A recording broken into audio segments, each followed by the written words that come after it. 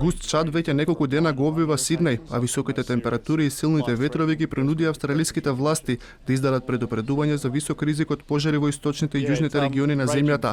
Стотици шумски пожари горат долж источниот брег на државата, а локалните власти нареди евакуација на населението кое живее по близина на Аделаида. Поради густиот чад, Австралиското министерство за здравство побара во одредени делови од државата училиштата да останат затворени, а во прекине снабдувањето со електрична енергија. Условите се многу опасни. Луѓето треба да бидат внимателни и да се подготват за најлошото можно сценарио. Австралиските власти стравуваат дека ситуацијата може да се влоши, со оглед на тоа дека во наредниот период се очекува температурата да се искачи преку 40 степени.